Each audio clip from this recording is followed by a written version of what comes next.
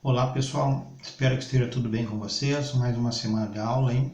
E lembrando que semana que vem é o nosso AP1, então semana que vem estarei colocando aí uma sistemática de prova que vocês realizem pela plataforma EAD, certo? Então hoje vai ser o nosso último conteúdo, o que vai cair no AP1 é desde a primeira aula até o que for passado para vocês hoje.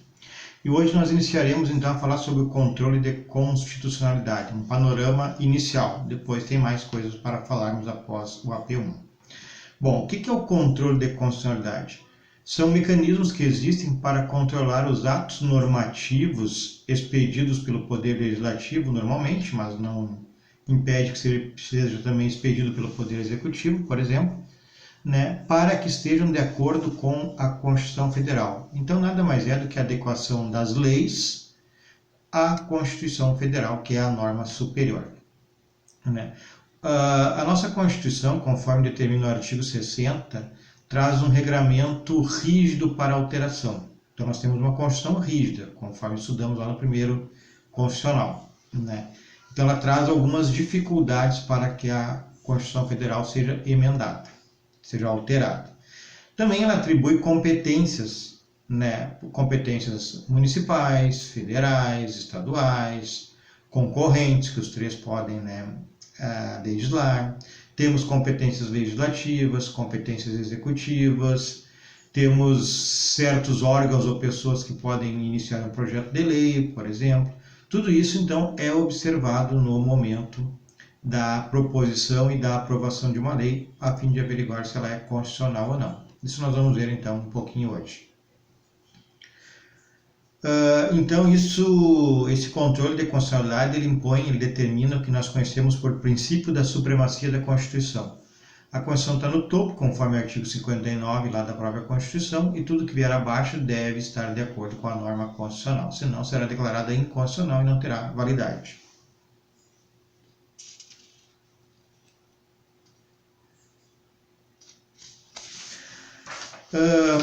Temos a chamada teoria da nulidade, pessoal. O que quer dizer isso? Que todo o ato normativo inconstitucional, toda lei, todo ato normativo declarado inconstitucional, ele é inválido, Ele é viciado com a inconstitucionalidade, a inadequação da norma à Constituição desde o nascimento da norma, Então a gente diz que a norma natimora. Ela não tem força vinculante, então ela vigiou lá por 1 ano, 2 anos, 3 anos e foi declarada inconstitucional. Em tese, pela doutrina brasileira, ela teria nascido natimorta, não teria produzido efeitos desde a sua expedição, desde o seu nascimento, sendo declarada inconstitucional.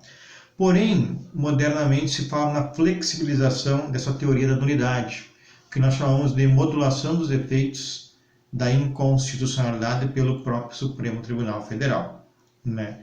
Então, deixa eu achar aqui, tem um artigo 27 da lei, que ele dá uma ideia sobre isso que eu estou falando agora, que é o que? A possibilidade de uma norma ser declarada inconstitucional, ao invés dela perder a validade desde a sua expedição, que nós chamamos de efeito ex tunc.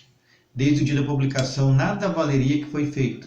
Mas isso causa transtornos de segurança jurídica, de boa-fé. Imagina sempre que uma norma for declarada inconstitucional, tudo que foi realizado perante aquela norma, durante a vigência daquela norma, é desfeito. Isso pode causar insegurança jurídica, não propiciar que a economia ande, porque causa insegurança jurídica. Então há uma ligação. Há uma flexibilização atualmente em virtude do artigo 27 da Lei 9868 de 99, em nome desses princípios que eu acabei de citar, segurança jurídica, boa-fé, que poderia haver uma modulação dos efeitos. Diz assim o artigo 27. Ao declarar a inconstitucionalidade de lei ou ato normativo, tendo em vista razões de segurança jurídica ou de excepcional interesse social, poderá o Supremo Tribunal Federal, por maioria de 2/3 de seus membros, restringir os efeitos daquela declaração, ou seja, declarar inconstitucional ao invés de ser efeito ex tunc, não perder validade tudo que foi realizado no período que ela vigeu, até a data da inconstitucionalidade, o STF pode modular os efeitos, restringir os efeitos daquela declaração ou decidir que ela só tem eficácia a partir de seu trânsito em julgado ou de outro momento que venha a ser fixado. Então o STF declara inconstitucional e ele já modula o efeito. Ela é inconstitucional desde o nascimento, ela é inconstitucional desde essa data agora de trânsito em julgado, ela é inconstitucional desde tal data. Ou melhor, vou repetir, ela é inconstitucional desde o nascimento, ela foi declarada inconstitucional, mas os seus efeitos vão ser modulados pelo STF. Os efeitos dela perderão validade desde o início da norma, desde uma data prévia estipulada pelo STF, desde o trânsito em julgado da ação de inconstitucionalidade. É isso que é a modulação dos efeitos, pessoal. Essa modulação dos efeitos pode se dar no controle concentrado e no controle difuso. Nós estudaremos isso na próxima aula, que é um e o que é outro. Um exemplo aqui dessa modulação dos efeitos. Se entrou com ação civil pública para diminuir o número de vereadores do município de Mira Estreita, em São Paulo, que tinha 11 vereadores, para baixar para 9. A alegação é que a lei que criou os 11 vereadores, as 11 vagas, seria inconstitucional. Não estaria de acordo com a situação que especifica o número de vereadores e está disposta na Constituição Federal, né? E foi pedido a devolução dos subsídios de cada vereador que saísse, os dois, né, que saíssem, e fosse declarada, então, essa norma inconstitucional incidentalmente. Nós estudaremos o que é incidental também na próxima aula. O que decidiu o STF? Que a norma realmente era inconstitucional, mas modulou os efeitos, que o efeito da inconstitucionalidade seria na próxima legislatura, né? Por quê? Porque imagina só, esses dois vereadores votaram o projeto X, foi aprovado com o voto deles. Eles saindo, esse projeto teria que ser votado novamente, e o que foi feito, que foi criado, que foi realizado com esse projeto de lei votado com a aprovação desses dois vereadores. Então a modulação dos efeitos, entendeu o STF, seria a partir da próxima legislatura, da próxima eleição, baixaria de 11 para 9 vereadores. Bom, pessoal, então os efeitos são esses, né, que eu acabei de falar. Eles podem retroagir a data da norma, da publicação da norma, lá, da edição da norma, seria o efeito ex tunc. Mas pode haver essa modulação, então, conforme o STF determinar. Espécies de inconstitucionalidade, pessoal. Nós temos a inconstitucionalidade por ação e por omissão. Ação é quando, que é o normal, é o mais comum, quando se cria um diploma legal, qualquer lei, qualquer ato normativo, se cria essa lei, é uma ação, e ele é inconstitucional. Ele pode ser formal, quando ele atinge a forma, por exemplo, vício de origem. Quem tinha que propor o projeto de lei era o presidente e foi um senador. Isso é um ato comissivo, uma lei que foi proposta pelo legislador, mas deveria ter sido proposta pelo presidente, vício de origem. Isso, então, é uma ação normal por um ato comissivo, então é inconstitucional por ação, um ato comissivo formal. E temos o material, ato comissivo material, que é a própria substância, o objeto da norma. Por exemplo, liberdade, mas nós estudaremos isso em breve. E temos, então, também a inconstitucionalidade por omissão. É quando o parlamento deixa de editar, regulamentar normas constitucionais que pedem uma lei, né? São aquelas normas de eficácia imediata, por exemplo. O vício formal, então, pessoal. Nós vimos que tem a inconstitucionalidade por ação, formal e material. Vamos ver a formal. Vício formal. A norma contém vício de forma, seja no procedimento legislativo. Como é que se cria uma norma? Está escrito na Constituição Federal. Desde a sua proposição, o seu início, até a sua sanção ou veto, ou retorno do veto ao Congresso Nacional. Tem que seguir passo a passo desta forma. Isso é a forma de criar uma norma. Caso não seja observado, eu tenho uma inconstitucionalidade formal, um vício de forma. Por exemplo, a inobservância da competência legislativa. O artigo 22, inciso 11 da Constituição Federal, diz que quem legisla sobre trânsito é a União. Aí o município cria uma norma liberando o cinto de segurança. É uma norma inconstitucional por vício formal, porque a competência não era do prefeito, era sim da União. Devido processo legislativo. Então a gente viu o vício de competência, vamos ver agora o vício de tramitação normal do processo legislativo, do início da norma até o final da norma, do início da proposição da norma até a sanção ou veto pelo presidente. Então a fase de iniciativa, conforme tem que ter alguém, tem na Constituição as pessoas ou os órgãos indicados que podem propor projetos de leis. Então, por exemplo, nós vimos isso em sala de aula, antes da nossa quarentena, né? Que quem pode propor lei que modifique efetivo de Forças Armadas, segundo o artigo 61, parágrafo 1º, inciso 1 da Constituição Federal, é o presidente da República. Então, somente ele pode apresentar um projeto de lei que modifique efetivo das Forças Armadas. Se um senador propuser isso, será inconstitucional, né? Um vício formal também, mas porque quem tem que iniciar esse procedimento é o presidente da República. Também é competência dele também, mas é da União, tá certo? Da União está certo. Só que a competência tem que ser iniciada pelo presidente da República. Bom, passado o projeto de lei apresentado, a pessoa certa, o presidente apresentou o projeto de lei sobre as Forças Armadas, aí nós teremos mais fases. Por exemplo, as leis complementares, está lá disponível, descrito no artigo 60 da Constituição Federal, que tem que ser aprovada uma lei complementar, que complementa uma norma constitucional, por maioria absoluta, que é o quê? 50% mais um dos parlamentares. Aí é votada com parlamentares não estando no Congresso, e é aprovada pela maioria relativa, ou seja, 50% mais um dos presentes. Não pode. O artigo 60 diz que a lei complementar tem que ser aprovada por maioria absoluta, 50% mais um dos membros do Congresso Nacional. PEC, pessoal, projeto de emenda constitucional, tem que ser votadas em 2 turnos e ser aprovada por 3/5 de cada casa. E o artigo 60, parágrafo 2º da Constituição Federal, assim o determina.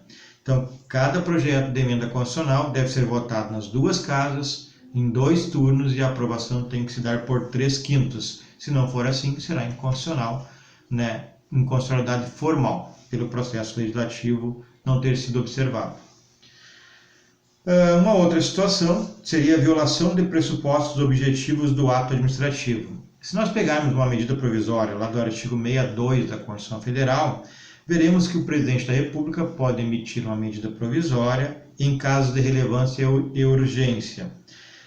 Uma violação dos pressupostos objetivos do ato administrativo é não existir a relevância ou a urgência, ou não existir ambos. Então, o presidente estaria violando os pressupostos, um pressuposto objetivo do ato administrativo é relevância e urgência. Não tendo, há uma inconstitucionalidade, então uma violação de pressupostos objetivos do ato administrativo. Vício material. Então, formal é este, vício de origem, quem pode propor a lei, e depois vício de tramitação do processo, tem que seguir o devido processo legal, desde a origem, quem pode propor o projeto, e toda a tramitação processual até sair lá do Congresso Nacional para a sanção do presidente. E também nós vimos que tem a questão das competências executivas e legislativas. Quem é que pode legislar sobre tal tema? É a União, é o município, é o Estado? Então isso também é uma inconstitucionalidade formal, se não for observado o que diz a Constituição Federal. Bom, o vício material, pessoal, é o conteúdo, né, da norma. Exemplo, a questão da igualdade. Nós vamos dar alguns exemplos falando da Maria da Penha. Tá? Então, nesse caso aqui do vício material, não interessa a forma tem que ser adequada, óbvio, mas não tem nada a ver com vício material. Aqui o que interessa é o conteúdo da norma e não os procedimentos da norma, procedimento das competências, procedimento legislativo, quem tem competência para propor o projeto, se é competência da União, do Estado, do município, se foi seguido a forma determinada na Constituição Federal para a criação de uma lei, isso nada interessa, interessa só o conteúdo da norma. Então, exemplo, Lei Maria da Penha. A Lei Maria da Penha foi alvo, objeto de ação de inconstitucionalidade, porque alegaram que infringia o quê? O princípio da igualdade. Então, a igualdade é o conteúdo, nesse caso, o objeto da norma. Se todos são iguais perante a lei, conforme o artigo 5º da Constituição Federal, por que as mulheres têm privilégio, nesse caso da Lei Maria da Penha? Então, foi explicado que a norma é constitucional, não atinge a igualdade, o princípio da igualdade, porque o princípio da igualdade é aplicado aos iguais. Quem está em situação desigual pode ter um tratamento desigual. São as discriminações positivas. É o caso do homem e da mulher na questão física. Então, é constitucional, não atinge o princípio da igualdade. Outra, nós podemos falar sobre o princípio da igualdade, é limitação da idade em concursos públicos. Se todos são iguais perante a lei, por que concursos militares, principalmente, possuem limitação da idade? Isso já foi decidido, é constitucional. Alguns cargos que determinem condição física, aí pode-se propor limite da idade, caso da Brigada Militar e outros cargos militares. E teremos, além do vício material e do vício formal, algum instituto que foi chamado de estado de coisas inconstitucional. Isso surgiu na Colômbia em virtude do sucateamento dos presídios, também lá, e a Suprema Corte Colombiana trouxe esse nome, esses termos, estado de coisa inconstitucional. No STF brasileiro aqui, no Supremo Tribunal Federal do Brasil, o ministro Marco Aurélio foi o primeiro a falar também sobre essa situação, o estado de coisa inconstitucional. O que quer dizer isso? Que é uma violação massiva e persistente de direitos fundamentais. No presente caso, nos presídios tanto colombianos quanto brasileiros. Reconhecendo no Brasil o estado de coisas inconstitucional, os presídios, foi decidido o que pelo STF? A liberação de verbas do Fundo Penitenciário Nacional para agilizar vagas, enfim, tramitações dos presídios e criação da audiência de custódia. Controle preventivo de constitucionalidade.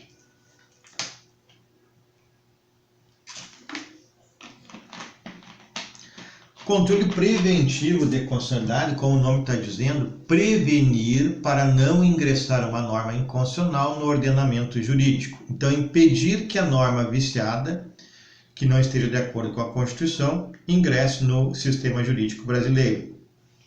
E como é preventivo, o nome já diz, opera-se antes do ato normativo. O ato normativo não pode ser aperfeiçoado. Como é que se dá isso?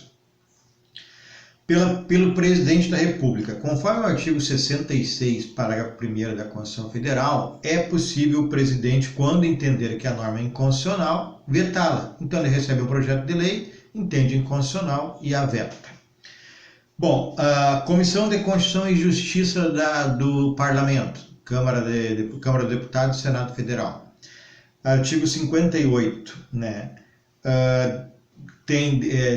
Pressupõe a existência dessas comissões de Constituição e Justiça que vão verificar a compatibilidade do que está descrito no projeto de lei apresentado com a Carta Magna. E caso passe pela Comissão de Constituição e Justiça, o plenário, quando votar esse projeto de lei, quando deliberar, poderá também sustá-la por inconstitucionalidade. E o Poder Judiciário, pessoal? O Poder Judiciário, a gente sabe que ele ingressa nessa questão da inconstitucionalidade, né, com o controle repressivo, depois que a norma já está vinculada ao nosso ordenamento jurídico aqui no Brasil. Mas existe uma possibilidade do Poder Judiciário ser invocado e declarar a inconstitucionalidade, né, de leis de maneira preventiva, antes de ingressar no mundo jurídico brasileiro. Como que se dá isso? Com a impetração de um mandado de segurança única e exclusivamente por um parlamentar, né? Por exemplo, quando violar cláusulas pétreas, né? Está escrito no artigo 60, parágrafo 4º, que não será objeto de deliberação, né? Quando forem as cláusulas pétreas, como o sistema federativo, né, como a questão do voto. Isso é um. E outro, ofensa ao devido processo legislativo. Quando não estiver de acordo com o processo legislativo a criação de uma lei, então cabe mandado de segurança por um dos parlamentares ao Poder Judiciário para sustar o andamento por inconstitucionalidade. E por fim, pessoal, o controle repressivo, né, ou sucessivo, depois que a norma ingressa no sistema jurídico brasileiro. Aí nós teremos três possibilidades: pelo Poder Legislativo, artigo 49, inciso 5, né? Aí o Poder Legislativo emite um decreto que susta ato do Poder Executivo que exorbitar o poder regulamentar. Nós sabemos que o Presidente da República pode emitir um decreto regulamentando uma lei. Então, se esse decreto, como houve na questão das armas, quando o atual presidente ingressou na presidência no ano passado, né, se falava em sustar o decreto do presidente, porque ele exorbitou o seu poder de regular o Estatuto de Desarmamento ao entregar o posse ou porte de armas, não lembro bem, a outras pessoas, como até inclusive advogados, né? Mas ele acabou voltando atrás. E também pode ser feito um controle de constitucionalidade quando ele rejeita uma medida provisória. O Congresso, Poder Legislativo, artigo 49.5, rejeita uma medida provisória prevista no artigo 62 lá do Código Penal. 49.5, desculpem, está ligado ao decreto legislativo que susta um decreto do Executivo, que extrapolou na sua função de regular uma lei. E o 62 trata das medidas provisórias, então, que o Congresso pode rejeitar se entender inconstitucional. O Poder Executivo, como que ele pode trabalhar para realizar esse controle sucessivo, repressivo da norma já vigente? Ele pode não aplicar a norma. Não aplicaria a norma porque ela é inconstitucional. E o Poder Judiciário, que é efetivamente quem cuida, quem zela pela Constituição, principalmente o STF, tem duas formas de controle repressivo, depois que a norma está no arcabouço jurídico brasileiro, que é o controle difuso, que pode ser feito por qualquer juiz ou tribunal, e o controle concentrado, em que as ações são concentradas no STF. Isso nós veremos, esses dois controles, o difuso e o concentrado, na nossa próxima aula, após a prova P1 da semana que vem. Então, nós vimos que o controle de constitucionalidade é realizado para que não ingresse ou que se retire normas que não estão de acordo com a Constituição Federal do ordenamento jurídico brasileiro, né? Nós vimos sobre a teoria da nulidade, que em tese os atos declarados inconstitucionais, aquela lei declarada inconstitucional, deveria perder a sua eficácia desde o início da sua publicação. Seria feito ex tunc. Mas o STF tem flexibilizado, né? Ele criou a modulação dos efeitos, que ele declara inconstitucional uma norma e ele determina quais os efeitos perderão a validade. Desde o início da publicação da norma, data posterior, data do trânsito em julgado da ação de inconstitucionalidade. Então é o efeito de modulação do STF. Depois nós vimos as espécies de inconstitucionalidade. Inconstitucionalidade por ação e por omissão. Por ação, ela pode ser formal e material. Formal tem a ver com a competência, se é da União para propor a norma, se é do Estado ou do município. Tem a ver com o procedimento para criar uma norma, que está descrito na Constituição, quais os passos para criar uma norma. E o material, quando inconstitucionalidade por ação material, quando atinge o objeto da norma, como, por exemplo, igualdade, lá no caso da Maria da Penha, que eu falei para vocês. Nós vimos depois a violação dos pressupostos objetivos do ato administrativo, né? Por exemplo, a medida provisória são pressupostos para emitir esse ato administrativo, relevância e urgência, né? Então, o presidente pode emitir uma medida provisória. Se não houver relevância e urgência, estarão violados os pressupostos, será inconstitucional.